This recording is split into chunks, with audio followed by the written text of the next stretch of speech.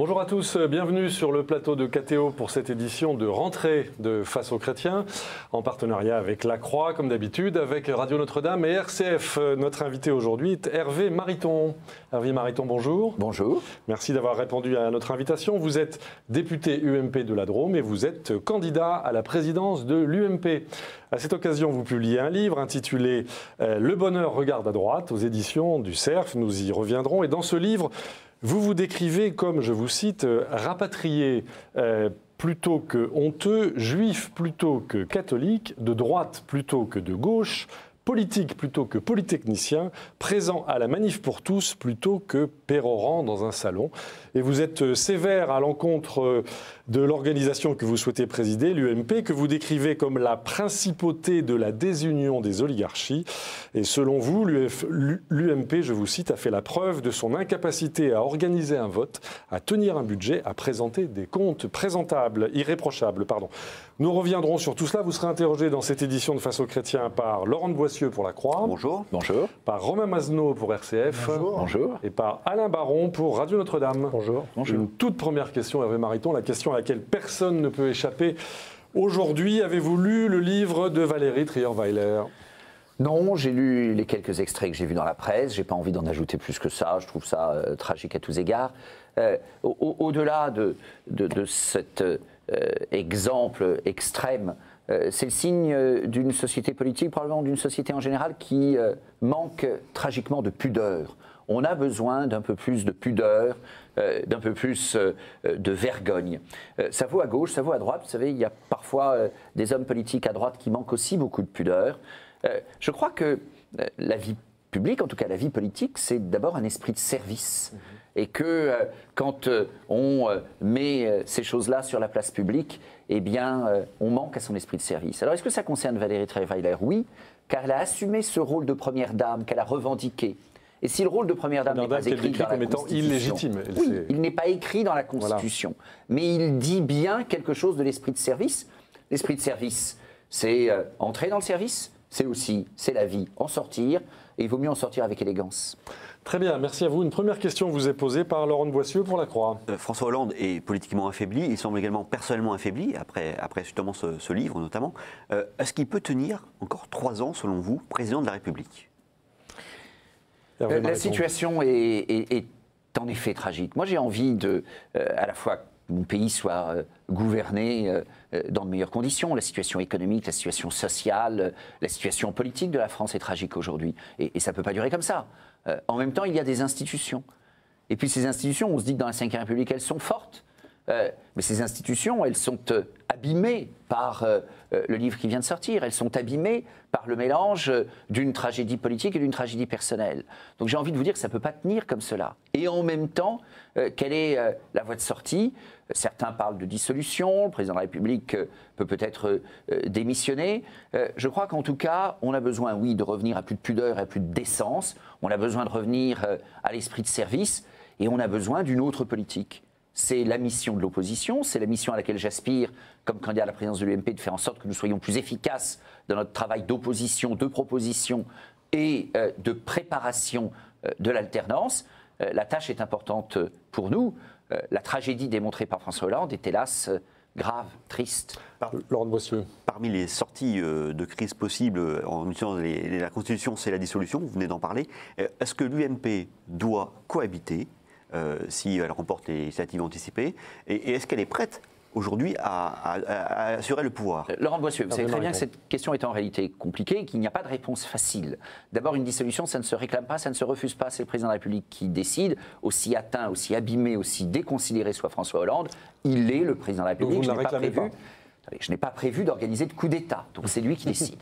Ensuite, dans une démocratie, aller devant le peuple, ça fait partie de la règle du jeu et ça fait plutôt partie de l'honneur du peuple et de l'honneur des responsables politiques. Et vu de droite, nous devons bien sûr assumer cela. Ensuite, d'abord, nous devons faire campagne en espérant gagner. Ça veut dire alors être suffisamment convaincant à l'égard des Français, ne pas être simplement dans un travail d'opposition, être aussi capable de proposer. Est-ce que nous sommes prêts ? Écoutez, je suis depuis 2 ans responsable du projet à l'UMP.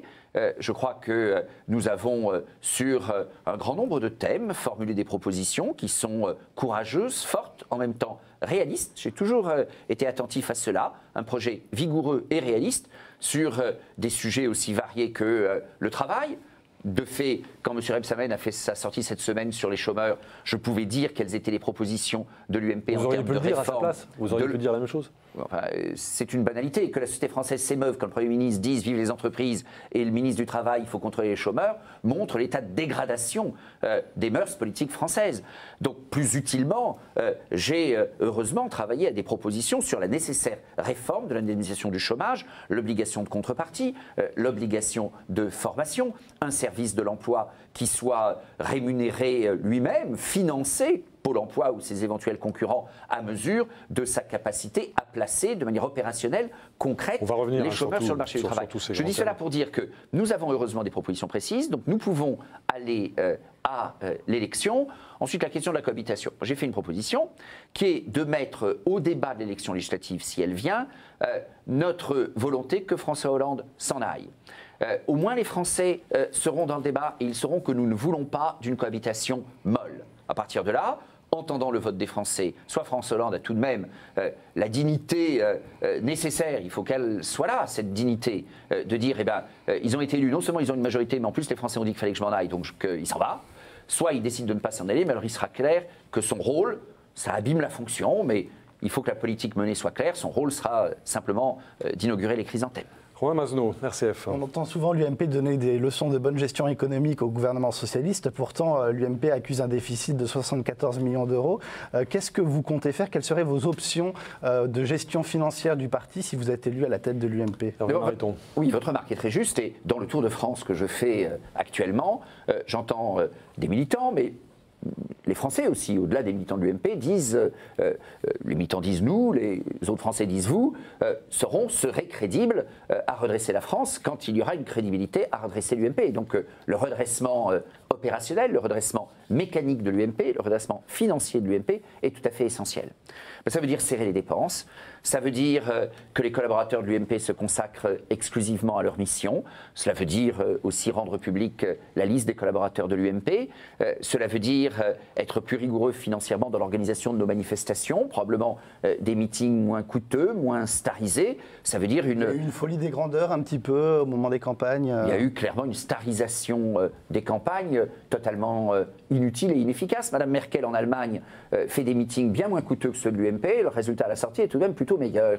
Donc il faut plus de pudeur en politique, on l'a dit. Il faut aussi moins de star system. Si les hommes politiques voulaient bien assumer que oui, notre responsabilité est grande, mais nous ne sommes pas des stars, nous ne sommes pas concurrents des artistes du spectacle, nous sommes là dans un esprit de service et dans un esprit de mission pour les Français. Ce redressement organique, opérationnel de l'UMP est indispensable, ce redressement financier, la transparence sur les questions financières de l'UMP, et la transparence à moitié, ça n'existe pas, une transparence totale. C'est au demeurant un des points qui plaide sur une des caractéristiques de ma candidature. Je dis que président de l'UMP, je ne serai pas candidat aux primaires. Comment vous voulez qu'un président de l'UMP, par ailleurs candidat aux primaires, aille jusqu'au bout de la transparence nécessaire? Comment voulez-vous qu'un président de l'UMP, par ailleurs candidat aux primaires, aille jusqu'au bout de la réorganisation des décisions humaines courageuses nécessaires pour faire en sorte que la maison UMP fonctionne de manière optimale, que le rendement du moteur soit bon? Il y a des gens qui mettent de la passion, de l'énergie, de l'argent dans l'UMP. Le rendement du moteur n'est pas bon. Moi, je propose déjà de faire ce boulot d'ingénieur, en quelque sorte. Ingénieur de l'UMP. Alain Baron, Radio Notre-Dame. Oui, M. Mariton, revenons un peu à la gauche. Vous avez dit que c'est une situation assez tragique en ce moment. La prochaine épreuve, ça sera le vote de confiance pour M. Valls. Comment vous le voyez, ce vote de confiance? Vous pensez qu'il va passer l'épreuve? J'imagine que Manuel Valls aura la confiance parce que les frondeurs au PS sont probablement moins nombreux et moins courageux qu'il n'a été dit. Je pense qu'il y a un peu d'enflure médiatique du sujet. En même temps, regardons la situation. Le président de la République ne chercherait son salut que par la contradiction de son projet initial. Qui croire? Comment entraîner la confiance des Français comme cela? Monsieur Valls nous disait en 2011, il faut changer les 35 heures, supprimer les 35 heures. Monsieur Valls, en 2012, se rallie à un projet qui glorifie les 35 heures. M. Valls, en 2014, nomme un ministre qui les critique et lui-même dit à La Rochelle, il faut les garder. M. Macron, dont on a été en de bien, le nouveau ministre de l'économie, il a vaguement été secrétaire général adjoint de l'Élysée pendant 2 ans. Il a regardé les trains passer? Non.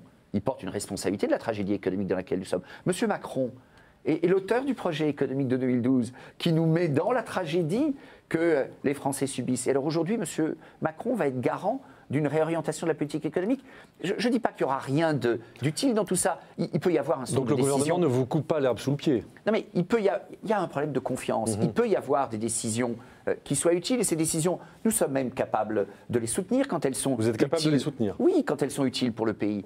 Mais je dis tout de même que dans une France où la question de la confiance est si évidemment posée, comment est-ce que l'actuel gouvernement, comment est-ce que l'actuel exécutif peut inspirer la confiance? Je ne le crois pas. Et il y a une deuxième question, une deuxième observation que vous suggérez, c'est que de toute manière, en effet, la dose proposée n'est pas suffisante. Il faut à la France des réformes bien plus vigoureuses. La dose de réforme. La dose de réforme. Je ne veux pas me lancer dans une course aux extrêmes. Il faut être plus dur. Il ne faut pas être plus dur, mais il faut être plus ferme et il faut être plus clair.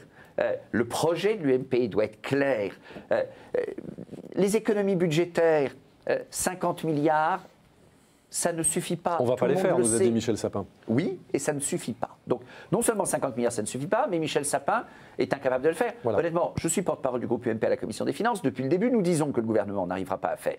Il en fait l'aveu. Enfin, le gouvernement a dit que pour 2015, il ne ferait pas les 21 milliards prévus, mais le gouvernement dit qu'il fera toujours les 50 milliards pour 2017. Donc il va se rattraper après. Oui. Vos enfants probablement vous racontent cela, mais vous ne les croyez pas tout le temps. Le pacte de responsabilité va dans le bon sens? Mais le pacte de responsabilité, il y a des bonnes choses dedans, mais ensuite il faut vérifier la réalité de la livraison. Vous avez un ensemble de mesures qui soit ont été trop compliquées, ce qui a été le CICE, crédit d'impôt compétitivité emploi. Beaucoup de socialistes eux-mêmes reconnaissent que c'est une usine à gaz, qu'il valait mieux prendre des mesures d'allègement de charges plutôt que ces mesures beaucoup trop compliquées avec une discussion infinie sur les contreparties. Ensuite, moi je prends un exemple, je l'ai pris lors du débat du collectif budgétaire au début de l'été. Il y a dans le pacte de responsabilité un engagement de baisse de l'impôt sur les sociétés. Baisse de l'impôt à moyen et long terme, tout ne peut pas se faire tout de suite, je suis capable de comprendre cela, je connais les chiffres.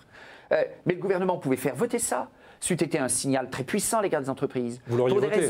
Oui, je l'ai dit, mais pour des raisons d'équilibre politique interne à la majorité, le gouvernement n'a pas eu ce courage. Je crains qu'il ne l'ait pas davantage au moment du budget 2015. Ce sera d'ailleurs un test intéressant. Est-ce que la baisse de l'impôt sur les sociétés est ou non au budget 2015? Je ne suis pas ministre de l'économie, du budget, je ne le sais pas. Je crains que ça ne le soit pas. Comment encore voulez-vous que les entreprises aient confiance? Comment voulez-vous qu'elles investissent? Comment voulez-vous que l'emploi reparte dans ces conditions? Romain Masneau, RCF. Il y a un nom qu'on n'a pas encore prononcé depuis le début de cette émission, c'est Nicolas Sarkozy, qui doit faire connaître bientôt son intention sur une possible candidature à la présidence de l'UMP. Vous avez dit que vous n'y étiez pas favorable. Est-ce que c'est parce que ça s'apprête le principe des primaires pour 2016 et que de facto il s'imposerait comme le candidat naturel de l'UMP à la présidentielle? Écoutez, moi d'abord j'ai du respect à l'égard de Nicolas Sarkozy et j'ai à son égard aussi une grande liberté. Je n'ai jamais été son ministre, je n'ai jamais été courtisan de Nicolas Sarkozy, je ne l'ai jamais insulté. Différemment d'autres, ça me permet d'avoir une relation très équilibrée et libre, je pense vous êtes libre par rapport saine à lui. avec lui. Oui, tout à fait, bien sûr. Mais il le sait, je crois. C'est au moins quelque chose que l'un sait sur l'autre et réciproquement. Je pense que Nicolas Sarkozy peut avoir envie de redevenir président de la République. C'est légitime, il fait partie des personnalités crédibles à droite. C'est clair, il y a des avantages, des inconvénients, il a des qualités, il a des défauts. Le débat aura lieu. Mais est-ce qu'il faut pour cela passer par la case parti? Je ne le crois pas. Parce qu'en effet, pour le coup, ça abîmerait gravement toute perspective de primaire. Parce que ça mettrait Nicolas Sarkozy au cœur des réponses, des justifications qu'on a apportées sur l'état des finances de l'UMP. Ça fait partie du job un peu pénible que le président de l'UMP doit assumer. Est-ce que Nicolas Sarkozy est le mieux à même de répondre à cela? Parce que c'est lui qui a demandé les 11 millions du fameux Sarkoton. J'entends bien, et par ailleurs, l'affaire Big Malion, fondamentalement, porte un certain nombre de Il a questions été au cœur de sur cette affaire. l'organisation et le financement de la campagne présidentielle. C'est un peu compliqué d'être celui qui devra à la fois répondre à des questions de la justice, répondre à des questions que l'UMP doit se poser à elle-même et que l'UMP doit aussi poser à Nicolas Sarkozy. C'est-à-dire que Nicolas Sarkozy, président de l'UMP, devra poser des questions à Nicolas Sarkozy, candidat à l'élection présidentielle. C'est tout de même une situation un brin compliquée. Et puis, tout cet aspect de redressement mécanique de l'UMP, excusez-moi d'insister dessus, je pense qu'il faut y mettre une énergie considérable, il faut aussi y mettre de l'autorité et de la liberté. Vous imaginez le candidat aux primaires, par ailleurs président de l'UMP, mais il n'aura jamais la latitude de nommer les secrétaires départementaux qu'il faut là où il en manque, de faire les arbitrages financiers courageux nécessaires, parce qu'on dira toujours, derrière, il y a des arrière-pensées sur les primaires. Je trouve que mon raisonnement est d'une absolue logique. Et pour tout vous dire, quand je le présente devant les militants de l'UMP que je rencontre et dont je sollicite les parrainages, c'est important qu'ils me parrainent pour soutenir ma candidature, eh bien, quand j'expose cela aux militants, ce n'est pas tous des fanas maritans, honnêtement. Il y a 6 mois, ils ne savaient pas que je serais candidat. Sarko, du reste. Non, mais sans doute pour certains d'entre eux. Mais en tout cas, cette objectivité, cette clarté de mon raisonnement, ils l'entendent. Ils savent aussi qu'en politique, il faut mettre de la passion. Je le sais aussi. Mais la passion de la politique ne dispense pas de mettre aussi de la raison dans l'organisation que l'on doit aux militants et aux Français. Une dernière question de Laurent de Boissieu, une question brève pour une réponse brève. La candidature de Nicolas Sarkozy à la présidence de l'UMP ne permet pas de trancher la crise de leadership que connaît la droite. Parce que si vous êtes élu président de l'UMP, qui sera le chef de l'opposition ? Ça sera le président de l'UMP, vous-même ? Ça sera un des innombrables présidentiables possibles candidat à la primaire de 2016 ? Mais attendez, nous avons prévu des primaires. Et il y a en effet une élection présidentielle à venir. Donc, est-ce que l'on a... 2 ans la primaire. Deux ans bien, sans chef de l'opposition. Mais ces primaires auront lieu. Donc, autant assumer qu'elles ont lieu et en même temps assurer une culture commune. C'est une question qu'on m'a posée, que je me suis posée quand j'ai été nommé responsable du projet. Il y a des gens qui m'ont dit, mais Hervé, à quoi tu sers puisqu'il y a les primaires et tout le monde va être dans son couloir. Mais il y a des candidats aux primaires. Ça peut être Nicolas Sarkozy, ça peut être François Fillon, ça peut être Alain Juppé, ça peut être d'autres encore. Bruno Le Maire a dit qu'il avait envie d'être candidat, Xavier Bertrand. Et bien chacun fait son boulot. Eh bien, mon boulot en tant que président de l'UMP, c'est d'assurer qu'il y ait une culture commune. C'est d'assurer qu'il y ait une banque d'idées dont chacun puisse s'emparer. C'est d'assurer aussi, et c'est en effet une responsabilité éminente dans l'opposition, de ne pas rester les bras ballants, attendant simplement le concours entre les candidats aux primaires. Alors, est-ce que le président de l'UMP, dans la vision que j'ai, a une responsabilité éminente politique au sein de l'opposition ? La réponse est oui. C'est le chef. Il est président, c'est le chef du principal parti de l'opposition. Et puis, et je l'assume, je n'ai pas de susceptibilité et d'exclusivité. Tout chef du parti de l'opposition qu'il est, il sait parfaitement qu'il y a des personnalités qui sont candidates aux primaires et que cela même leur donne une audience importante. Il sait qu'il y a des présidents de groupes parlementaires. Eh bien, faisons vivre ses énergies et ses talents. J'espère être l'un d'entre eux, pas plus, pas moins. Très bien, on vous a compris, Hervé Mariton. Nous allons marquer une première pause dans cette édition de rentrée de Face aux Chrétiens. Restez avec nous, à tout de suite. Merci.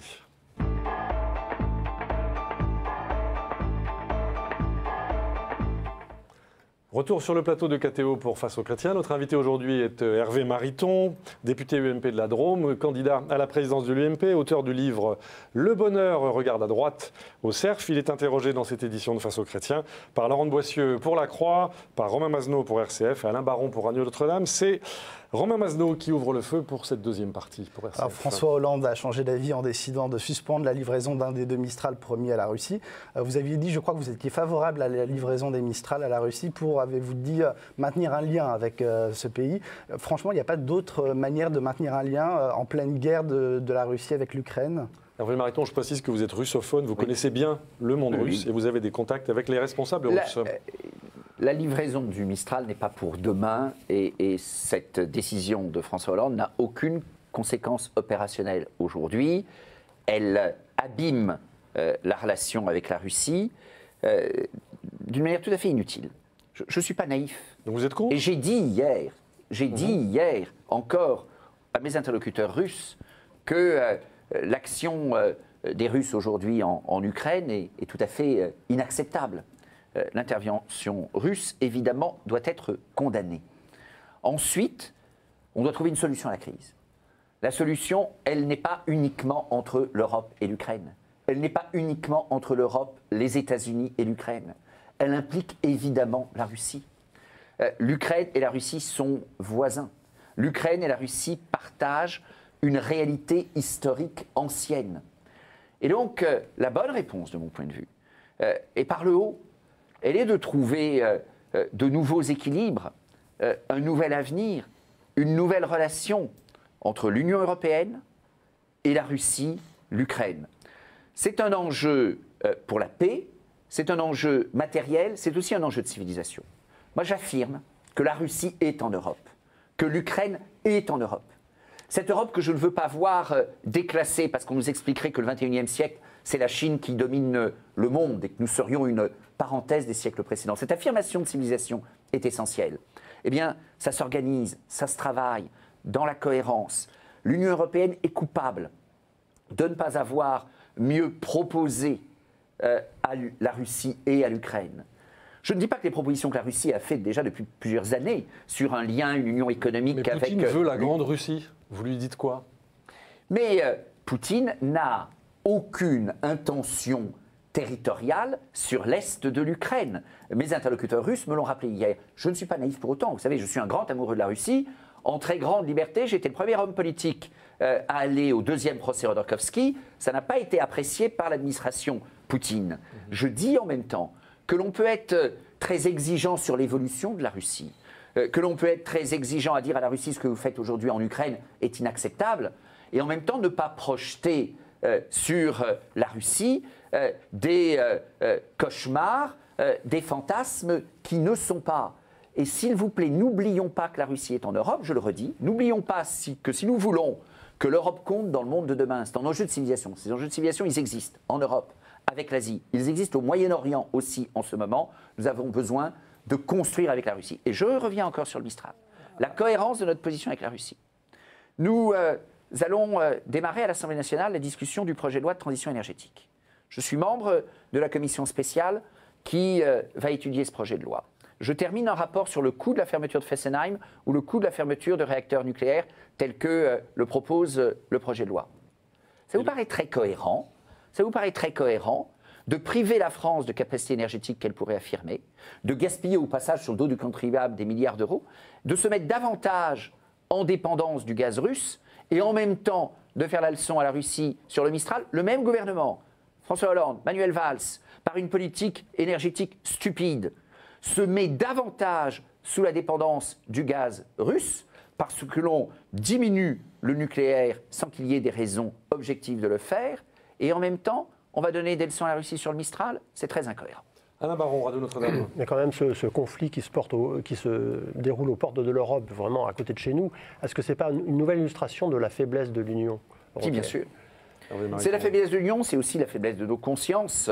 Les Ukrainiens, les Russes sont attachés à cela. Cette haine, alors, on va me dire que les gens se haïssent encore plus quand ils se connaissent bien, et que quand on ne se connaît pas, il n'y a pas de raison de se haïr. Bien. Mais cette haine entre des cousins, y compris, en effet, des cousins par le sang, des cousins par les relations de famille. Je connais la Russie, je connais l'Ukraine, c'est absolument terrible. Au passage, ça dit aussi de la faiblesse de nos consciences, car on ne peut pas dire que la tragédie qui se déroule actuellement à nos portes éveille tant de conscience en Occident. Oui, c'est un échec de l'Union européenne, c'est un échec dans la gestion de la crise, c'est un échec dans la vision stratégique, je vous l'ai dit. Nous aurions dû affirmer depuis des années une vision stratégique de la relation avec le reste de l'Europe. Alors, ça suppose quelque chose d'ailleurs au passage dans notre conviction européenne.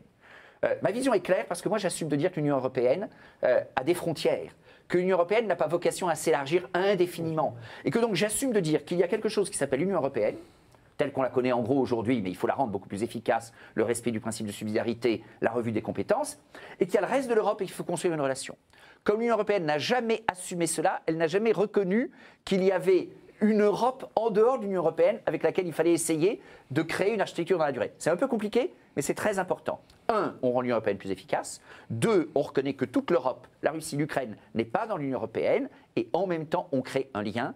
Tragiquement, ça n'a pas été fait. Laurent de Boissieu, la Croix. Est-ce qu'il n'y a pas eu une sorte de faute qui a été de considérer en quelque sorte que la guerre froide n'était pas finie en élargissant l'OTAN aux pays de l'Est, pour en préalable à leur adhésion à l'Union européenne, et de proposer à l'Ukraine d'y adhérer. C'est pas un peu une provocation vis-à-vis de la Russie, à laquelle la Russie a répondu de manière peut-être un peu brutale, mais est-ce qu'il n'y a pas eu aussi une faute de considérer, en élargissant l'OTAN, que la guerre froide n'était pas finie et que la Russie restait l'URSS et un ennemi? Hervé Mariton. Oui, pour moi, la Russie n'est pas un ennemi. La Russie doit être un ami. La Russie est dans l'Europe, pas dans l'Union, mais dans l'Europe. Et en même temps, ça me va très bien. Je comprends pour des raisons historiques, pour des raisons stratégiques aussi, pour des raisons aussi d'identité que certains pays, les pays baltes éminemment, d'autres encore, aient rejoint l'OTAN. Pour moi, ça n'est pas incompatible. On n'est pas, et pour le coup, ça peut être la force de la diplomatie française, on n'est pas obligé d'être totalement aligné avec un raisonnement ou avec un autre. Vous voyez, dans la situation de l'Europe, la l'Europe, force de la diplomatie française, sous une position gaulliste, avant que la France ait un tel intérêt de l'OTAN. Maintenant, on est dans ce bloc-là. On n'a plus cette position qui permet de dialoguer avec la Russie. Hervé Mariton. non mais nous avons le devoir d'affirmer notre liberté et notre vision stratégique et diplomatique. Et pour le coup, en effet, je considère que sur la relation avec la Russie, nous ne devons pas être naïfs à l'égard de Poutine et nous ne devons pas être alignés sur la position des Américains qui, de mon point de vue, ont aujourd'hui une vision trop choc frontal et guerre froide de la relation avec la Russie. Je réponds à votre question. Mais, ma vision diplomatique, doit être, de mon point de vue, pour la France, une vision d'une grande liberté. La liberté, j'en parle dans mon bouquin. L'UMP, ça doit être le parti de la liberté, aussi dans la vision du monde. On n'est pas aligné sur les États-Unis en Europe. Et on a probablement, c'est normal, nous sommes nous-mêmes Européens, une vision différente des Américains qui, eux, pour le coup, ne sont pas en Europe. Différemment, je regrette que certains soient tentés, y compris à droite, d'avoir une vision systématiquement hostile aux États-Unis. J'ai entendu des choses que je n'ai pas partagées s'agissant du Moyen-Orient. Et je le dis très directement, quand mon concurrent à la présidence de l'UMP, Bruno Le Maire, est dans une espèce de vision de critique systématique des États-Unis, à dire qu'au Moyen-Orient, au fond, il faudrait rationner notre alliance. J'ai été l'un des premiers à dire qu'il fallait aider par des envois d'armes les Kurdes qui ont le mérite aujourd'hui de protéger réellement, efficacement les chrétiens d'Orient. Et j'ai entendu d'autres voix, celle de Bruno Le Maire, qui était plutôt sur le thème de la neutralité. Eh bien, l'époque n'est pas à la neutralité. L'époque n'est pas au non-alignement systématique qui finit en lui-même par être une forme d'alignement. Je suis très différent du raisonnement américain sur la relation avec la Russie. Je suis plus proche d'une cohérence d'alliance quand on parle du Moyen-Orient. Alain Baron, Radio Notre-Dame. Justement, vous avez évoqué les chrétiens en Irak. Est-ce qu'on en fait assez pour eux? Est-ce qu'il faut développer notre action, notamment Est-ce qu'il faut les accueillir? Est-ce qu'il faut un soutien accueillir militaire? On n'en fait pas assez. D'abord, sur le soutien, j'étais à la fin du mois de juillet à la messe à Notre-Dame, messe de soutien aux chrétiens d'Orient. Je veux dire, et vous avez ouvert l'émission comme cela, en évoquant une part de mon identité, j'ai vécu en sortant de cette messe un moment extrêmement fort, quand un monsieur dans un fauteuil roulant sortait, une dame poussait le fauteuil roulant, et cette dame me disait que ce monsieur avait été médecin à Mossoul et avait quitté Mossoul dans un épisode précédent, un peu avant la crise actuelle, mais déjà il était menacé. Et cette dame me disait que quand les Juifs avaient quitté, plus exactement avaient été chassés de Mossoul, certains de ses amis juifs étaient allés le voir, ils lui avaient dit attention, l'avenir, prenez soin de vous, prenez garde à vous. Aujourd'hui, c'est samedi et demain, c'est dimanche. C'est une parole très forte, c'est une parole très émouvante, c'est une parole qui dit que jamais on ne doit accepter l'intolérance, jamais on ne doit accepter l'oppression des minorités. Et ça ne se résout pas par des bonnes paroles. Et je l'ai dit juste avant, évidemment des témoignages de sympathie. Il est très bien que Laurent Fabius, que François Fillon, d'autres parlementaires, Étienne Blanc, Valérie Pécresse, Bruno Retailleau, soient allés sur le terrain. Et puis l'aide humanitaire, et puis l'envoi d'armes aux Kurdes, et puis des échanges de renseignements avec les Kurdes, avec les Américains, et puis une assistance logistique. Les visas aussi, il faut accueillir. Alors, l'accueil est une bonne question. L'objectif n'est évidemment pas que tous les chrétiens, toutes les minorités, chrétiens, yazidis, soient chassés du Moyen-Orient et chassés d'Irak. En même temps, lorsque l'urgence commande, C'est l'honneur de notre pays d'accueillir. Je suis un homme de droite. Je suis très ferme sur les enjeux de politique d'immigration, sur les enjeux de nationalité. Je propose que l'on passe au droit du sang comme principe directeur de la nationalité. Ce n'est pas 0,1, ce n'est pas blanc-noir, mais principe directeur. Parce que c'est indispensable pour affirmer notre identité dans un monde ouvert. Et en même temps, le devoir d'asile, lorsqu'il est justifié par la réalité, par la tragédie d'une situation, eh bien ce devoir d'asile fait partie de l'identité et de l'honneur de mon pays. Mais si on les accueille, ça veut dire qu'ils ne seront plus présents là-bas, les chrétiens d'Orient. C'est ça la question que je vous ai posée. Je vous ai dit, il faut tout faire pour que les chrétiens d'Orient puissent rester en Orient. Et puis parfois, monsieur, il n'y a pas le choix. Eh bien alors, nous avons un devoir d'accueil. L'accueil ne se fait pas nécessairement pour l'éternité des temps. Les situations politiques peuvent évoluer. Ce qui justifie l'asile à un moment peut ne pas le justifier ensuite. Il faut que nous soyons généreux, il faut aussi que nous soyons fermes dans la vision des intérêts de la France et que nous ayons à cœur, bien sûr, que ces personnes puissent rester, honorer l'Orient et que lorsque la tragédie le commande, nous puissions les accueillir.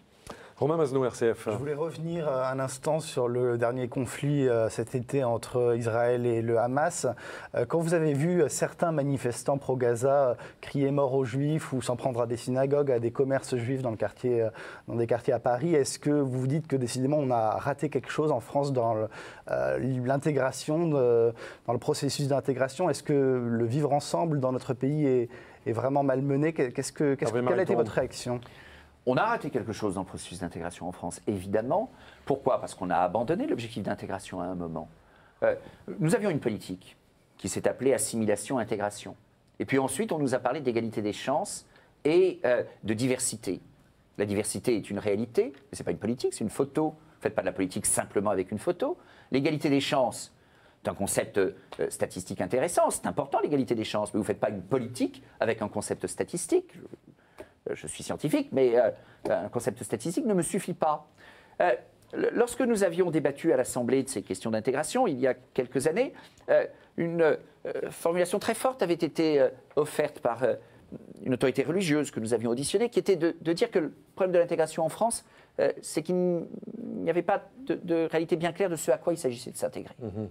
L'enjeu en France, c'est de dire à ceux que nous accueillons, l'asile, la naturalisation, de dire à ceux qui font partie de la communauté française et qui éprouvent des difficultés, de dire que l'intégration n'est pas un choix, c'est une nécessité, et de dire que l'intégration, c'est un processus positif, heureux, qu'il y a un espoir, une espérance dans l'intégration, parce qu'il y a une communauté, il y a une vision, il y a des valeurs auxquelles s'intégrer. C'est ça l'enjeu principal.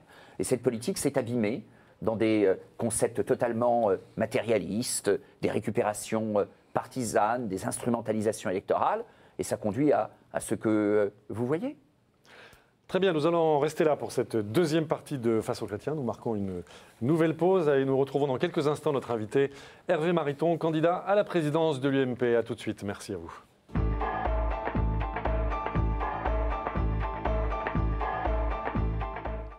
Retour sur le plateau de KTO pour cette édition de rentrée de Face aux chrétiens avec Hervé Mariton. Hervé Mariton, député UMP de la Drôme, candidat à la présidence de l'UMP et auteur du livre « Le bonheur regarde à droite ».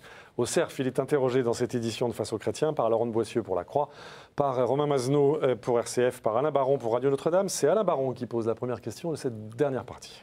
Oui, nous sommes encore en période de rentrée scolaire. Comment s'est passée la réforme des rythmes scolaires dans votre commune? Elle pose, semble-t-il, beaucoup de problèmes d'application. Vous êtes maire de Crest, dans la Drôme. Oui, à Crest, ça s'est bien passé. La réalité, c'est qu'à Crest, depuis la réforme Guy-Dru, l'expérimentation Guy-Dru de la fin des années 90, nous avons déployé des activités périscolaires de qualité qui se sont déroulées tantôt sur une semaine de 5 jours, car nous avons tenu l'école le samedi aussi longtemps qu'on a pu, puis 4 jours quand un gouvernement de droite a très malheureusement supprimé l'école le samedi, et de nouveau depuis l'an dernier déjà, sur 4 jours et demi. Donc moi je ne polémique pas dessus. À Crest, ça se passe bien. Que pensez-vous des maires qui cadenassent? Non, ce n'est pas mon style. C'est pas mon style. Je dis simplement tout de même que le gouvernement est coupable, 1, d'avoir précipité les choses, 2, de l'avoir imposé, de ne pas avoir assuré les financements et d'avoir méprisé les interlocuteurs. Le bonheur à Crest, c'est que tout ça s'est fait librement, avec des moyens importants et en élaborant petit à petit une ingénierie qui est très compliquée, très subtile. À Cré, ça marche, mais je ne donne de leçons à personne. Robert Mazenot, RCF. Toujours à propos d'éducation, est-ce que vous êtes satisfait par la transformation des fameux ABCD de l'égalité en plan d'action filles-garçons? Une des différences, c'est ce qu'assure la nouvelle ministre de l'Éducation, c'est que, dit-elle, les familles seront associées par le biais des conseils d'école qui associent parents, élus locaux et enseignants. Est-ce que vous êtes satisfait? Hervé Mariton. Je condamne les ABCD de l'égalité, je condamne l'idéologie du genre. Je trouve très regrettable la nomination de Mme Vallaud-Belkacem, que je respecte en tant que personne. Mais c'est quelqu'un qui s'est exprimé sur ces sujets avec beaucoup de sectarisme, beaucoup d'idéologie, et c'est clairement un sujet d'inquiétude pour les parents. Je ne suis toujours pas convaincu de la différence entre la mallette et l'ABCD de l'égalité. Pour tout vous dire, je n'ai pas encore très bien compris, mais mon interrogation est ouverte, de savoir si c'était une capitulation en race campagne, ou en tout cas un abandon de la part idéologie du genre des ABCD de l'égalité, ou un habillage sous une autre forme. Restons vigilants. C'est aimable que Mme Vallaud-Belkacem veuille bien concéder une forme de participation des parents. Mais pour moi, les parents sont au centre de l'éducation. L'enseignement qui est fourni à l'école, on parlait des rythmes scolaires, il doit se concentrer sur les apprentissages fondamentaux, éminemment à l'école, écrire, lire, compter, le numérique. Et un certain nombre de sujets sont éminemment de la responsabilité des parents. Je suis favorable à l'égalité entre les filles et les garçons. Je donne parfois la réponse suivante, c'est une réalité. J'ai une fille qui a fait un bac scientifique, un de nos fils a fait un bac littéraire, donc on n'est pas dans les stéréotypes de genre. Je n'ai pas besoin des leçons de Mme Vallaud-Belkacem pour cela. Laurent de Boissieu-Lacroix. Vous avez participé au Manif pour tous au moment des débats. Je manifesterai le 5 octobre. Voilà, c'était ma question. Ouais, est-ce que vous y allez? Oui, bien vous sûr. continuez à suivre ce mouvement et à participer aux actions de la Manif pour tous? Oui, parce que c'est un mouvement généreux, c'est un mouvement important, c'est un mouvement qui a réveillé réellement la conscience des Français. Et vous savez, les convictions, en tout cas les miennes, ne sont pas à géométrie variable et elles ne se périment pas tant dans le temps. Peut-être que ce n'est pas le cas de tous les politiques, mais j'ai sûrement des défauts, mais en général, une qualité qu'on veut bien m'accorder, c'est qu'au fond, j'ai une certaine cohérence et une certaine constance. Je suis attaché à la famille. J'avais développé dans un premier bouquin, Transmettre pour construire, cette idée de famille durable. Je pense que la durée est heureuse à la société. Je rencontrais récemment un jeune qui m'a dit « Venez rencontrer mes collègues à la cantine de ma boîte à Neuilly ». Je suis allé discuter, j'ai rencontré des jeunes, un d'entre eux qui était plutôt heureux dans la vie, avec sa copine, son job, mais il ne se projetait dans aucune forme de durée.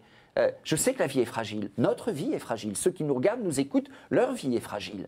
Mais qu'un jeune de 25 ans, bien formé, bon job, vie de couple harmonieuse, n'imagine pas avoir le droit et même le devoir d'essayer de se projeter dans la vie. C'est terrible. Et la Manif pour tous a porté ce débat des valeurs. C'est une des caractéristiques de ma candidature à la présidence de l'UMP. Clairement de dire que le projet de l'UMP doit être ancré sur les valeurs, sans ambiguïté. Le projet doit être sans aucun extrémisme et sans ambiguïté. C'est encore une différence avec d'autres candidats. Disons les choses carte sur table.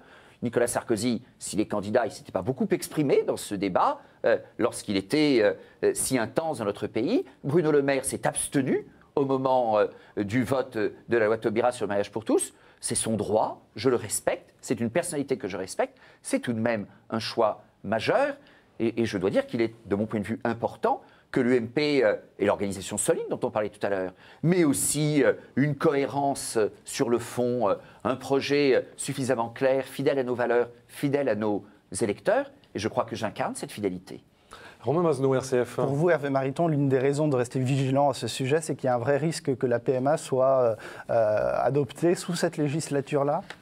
Écoutez, vous savez en tout cas que les ministres de l'actuel gouvernement, y compris M. Valls, Mme Vallaud-Belkacem, ont accumulé les déclarations il y a quelques années, les uns en faveur de la PMA, les autres en faveur de la GPA. Il est clair, en effet, que le sujet s'est calmé aujourd'hui. Mais pour combien de temps? Je ne me résigne pas. Une ânerie, le mot est faible, à terme reste une ânerie. Donc je ne veux pas. Je pense qu'il faut parer cela. J'ajoute que je respecte le choix, je respecte l'orientation sexuelle de mes concitoyens. Et je dis d'ailleurs qu'un couple de même sexe engagé dans la durée, c'est mieux qu'un couple de même sexe qui ne s'engage pas dans la durée. Parce que la durée est heureuse à la société et que notre société manque cruellement du sens de la durée. Mais je ne veux toujours pas le mariage, et je n'ai pas changé d'avis, car le mariage porte la filiation. Et la filiation porte la PMA et la GPA. Car dès lors que vous ouvrez la filiation, à un moment, il faut répondre à cette demande de filiation. Il y a peu d'enfants à adopter, ça ne résout pas tous les cas. La PMA, la GPA sont possibles à l'étranger. Alors, même si le danger, je crois, j'espère, est éloigné pour les quelques mois qui viennent, nécessairement ça reviendra. C'est pour cela, je le dis, qu'en respectant les liens construits, en proposant une union dans la durée au couple de même sexe, moi je propose que l'on ne maintienne pas, donc je propose que l'on retire le mariage Taubira, pas par dogmatisme. Mais les gens sont mariés, là. Oui, mais je ne vais pas les démarier, je viens de le dire. Je respecte les situations construites, je respecte les personnes. C'est une forme de respect personnel, c'est une forme d'esprit républicain. Mais, mais je veux retirer le mariage des couples de même sexe de la loi de la République, car, pas par dogmatisme, mais parce que le mariage entraîne la filiation, c'est dans sa définition. Et donc il entraînera un jour la PMA, la GPA, et quand j'ai des convictions, le temps ne les efface pas. Ça vaut dans ce domaine, ça vaut dans d'autres. Car si la droite, si l'opposition n'est jamais capable... La droite n'est pas revenue dessus. Oui, sur beaucoup de sujets, la droite, finalement, au pouvoir, ne revient pas dessus. Oui, mais elle sert à rien. Elle je suis d'accord avec elle. vous. Mais si on continue à pratiquer ainsi, nous démontrons alors que nous ne servons à rien. Et comme je n'ai pas tant d'ambition que cela pour ma modeste personne, mais j'ai au moins l'ambition que mon engagement serve à quelque chose. Ben pour que mon engagement serve à quelque chose, il faut un peu plus de fidélité aux convictions qui sont les miennes, à ce que je dis devant nos concitoyens. Une manière de le faire d'ailleurs sera d'honorer les militants de l'UMP en votant. Si on votait plus souvent sur le projet, on aurait moins de problèmes dans les votes de personnes. Si on votait plus souvent sur le projet, les journalistes, les Français sauraient mieux quelles sont nos convictions, notre projet, par définition. Ça nous engagerait davantage vis-à-vis des citoyens pour l'avenir et ça nous rendrait plus crédibles. C'est une des clés de la crédibilité. Alain Baron, ayons un projet clair. Alain Baron, Radio Notre-Dame. Toute autre chose, le gouvernement a remis sur la table une possible réforme des professions réglementées. Est-ce que c'est vraiment utile et urgent de s'attaquer à ces professions? Est-ce que vous avez des amis notaires, taxis, pharmaciens ou huissiers? Oui, puis ils interviennent. Qu'est-ce qu'ils vous disent? Le notariat s'est exprimé l'autre jour à Chartres, dans la très belle réunion que j'ai faite avec Jean-Pierre Gorge, qui est député maire de Chartres, qui me soutient. D'abord, il y a quelque chose de détestable dans la méthode du gouvernement, c'est de lancer un débat sur la base d'un rapport de l'Inspection générale des finances maintenu secret. L'essentiel a fuité, mais enfin, on pourrait imaginer, dans une société moderne, ouverte, démocratique, que quand on lance un mouvement de cette ampleur, on publie le rapport. Il y a eu le rapport Attali. Il y a eu le rapport Attali. Non, mais il y a un rapport de GIEC sur lequel déjà le été gouvernement dit. s'appuie. Oui, Cette question-là a déjà été soulevée depuis longtemps. j'entends bien, mais il y a un certain nombre de données. Écoutez, dans la réforme, la critique vaut à gauche, elle vaut aussi à droite. Il faut tout de même de la méthode et du respect des interlocuteurs. Deuxièmement, est-ce qu'il y a un certain nombre de choses à bouger? La réponse est oui. Et moi, je ne suis prisonnier d'aucun lobby. J'ai dit au notaire qui m'a interrogé l'autre jour à Chartres que, par exemple, je m'étais opposé à la déjudiciarisation du divorce. Les notaires étaient pour, ça leur faisait du business en plus. Mais moi, j'étais contre, pour des raisons de fond.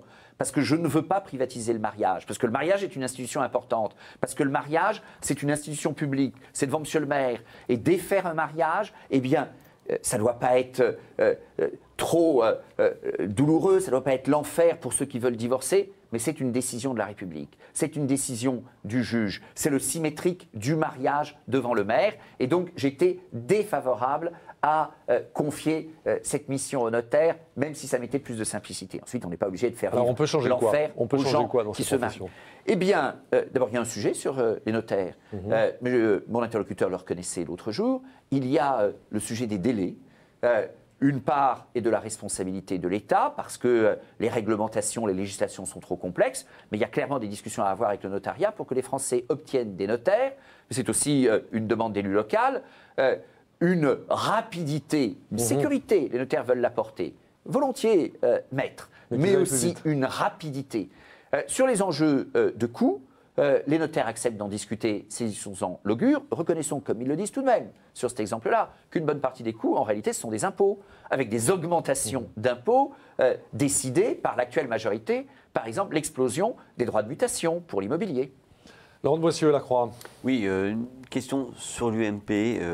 Est-ce que vraiment vous irez jusqu'au bout de votre candidature, ou est-ce que quelqu'un ou quelque chose peut vous dissuader d'être candidat à la présidence de l'UMP en novembre? Est-ce que vous n'êtes pas coincé entre les crocodiles, Hervé Mariton, pour dire les choses comme elles sont? Non, quelqu'un m'a dit que ma candidature était difficile parce que j'étais une colombe au milieu des rapaces. Voilà. Je préfère être colombe que rapace, chacun sa vie. Je suis candidat par conviction. Je suis candidat pour être utile. Je suis candidat parce que je pense peut-être mieux que d'autres, avoir l'intuition, l'analyse de ce qui fait l'unité des choix politiques des militants de l'UMP, l'unité des convictions des militants de l'UMP, qui ne sont pas si divisés que cela. Ce que j'appelle un projet à la fois conquérant et rassurant. Conquérant pour aller au vent du large, défendre les chances de la France dans la compétition, dans la guerre économique d'aujourd'hui, et en même temps rassurant avec nos valeurs, parce que pour être au vent du large, il faut aussi connaître ses ancrages. Conquérant et rassurant. Cette unité, je crois que j'en ai eu plus tôt que d'autres, et plus intensément que d'autres, l'intensité, et que je la porte. Donc la Colombe ira jusqu'au bout. Et deuxièmement, eh bien, je suis le seul à dire que président de l'UMP, je ne serai pas candidat aux primaires. Et je pense que c'est comme cela que je rends le meilleur service à l'UMP. Sarkozy ne tuerait-elle pas, si elle se confirmait, cette candidature à la présidence de l'UMP, enfin cette élection à la présidence de l'UMP? On a abordé un certain nombre de sujets. Il y a des différences. J'ai des différences avec Nicolas Sarkozy sur un certain nombre de sujets de fond. Je suis favorable au droit du sang, tout en assumant les naturalisations. Mais je suis favorable au droit du sang. Nicolas Sarkozy ne l'est pas. J'ai une position très claire sur les enjeux de la famille. On ne peut pas dire que le mandat 2007-2012 ait démontré une clarté permanente. Ça me paraît important. Et ce n'est pas une lubie de votre serviteur. C'est le cœur de conviction de l'immense majorité de nos militants, de nos sympathisants, de nos électeurs. Et je vous le redis, la logique que je développe pour dire président de l'UMP, je ne serai pas candidat aux primaires, c'est la seule manière de redresser le parti. C'est la seule manière d'honorer nos militants. Et j'en rencontre tout de même beaucoup qui sont très sensibles à cela. Donc voilà. Les convictions, le service à rendre au parti, je trouve que ça justifie bien une candidature. Une dernière question de Romain Masneau, RCF. Le gouvernement a l'intention de recourir aux ordonnances, notamment à propos du travail dominical. Que peuvent faire les parlementaires qui sont opposés au travail dominical face aux ordonnances? Est-ce que vous pouvez vous rapprocher de parlementaires de gauche qui seraient opposés également? Qu'est-ce que vous pouvez faire? Donc j'ai un principe. 6 jours pour avoir, 1 jour pour être, et je ne suis pas favorable à la banalisation du dimanche. Que l'on clarifie, qu'à certains égards on simplifie la législation, la réglementation sur les zones touristiques, c'est recevable. Mais je ne suis pas favorable à une banalisation du travail du dimanche. Donc j'entends ce que vous dites. Moi, je ne suis pas opposé à discuter avec des collègues d'autres sensibilités. Je suis un homme ouvert. Je veux dire aussi au gouvernement qu'il n'a jamais annoncé qu'il ferait des ordonnances là-dessus. Ce n'était pas dans son programme politique initial. Nous, quand nous disons... Il y a beaucoup de choses qui n'étaient pas dans son programme initial. Donc, Enfin, il y avait beaucoup d'âneries dans le programme initial, donc je comprends qu'il soit obligé de compenser. Mais comme nous disons, parlant du programme de 2017, que nous pouvons avoir recours au référendum sur certains grands sujets, je l'ai dit, la famille, que nous pouvons avoir recours aux ordonnances sur un certain nombre de sujets, typiquement dans le domaine de la réforme de l'économie, de la simplification du Code du travail. Il y a de quoi faire. Code du travail en France, 1,546 kg, en Suisse, 191 grammes. Eh bien là, nous annonçons la couleur. La gauche n'a pas annoncé la couleur. Sur ce sujet important, ce n'est pas correct de passer par voie d'ordonnance. Donc je le dis. Est-ce qu'il y a à simplifier à certains égards? Et cette simplification, elle peut comporter, je le dis y compris sur votre antenne, une dimension d'ouverture sur les zones touristiques. Je réponds oui, parce que les réalités du monde sont complexes. Est-ce qu'il faut banaliser le dimanche? Je réponds non. Je continue de dire, j'avais proposé cette formule il y a quelques années, elle a eu un peu de succès. 6 jours pour avoir, 1 jour pour être. Et voilà, nous arrivons au terme de cette édition de rentrée de Face aux chrétiens. Hervé Mariton, je rappelle le titre de votre livre, Le bonheur regarde à droite au cerf. Vous êtes donc candidat à la présidence de l'UMP. On l'a compris, vous êtes la colombe au milieu des rapaces et vous irez jusqu'au bout. Notre invité la semaine prochaine sera le vice-président du MEDEF, Geoffroy Roux de Bézieux. D'ici là, vous pouvez évidemment retrouver toutes nos émissions sur les sites de La Croix, de KTO, de Radio Notre-Dame et de RCF. Merci de votre attention. À la semaine prochaine.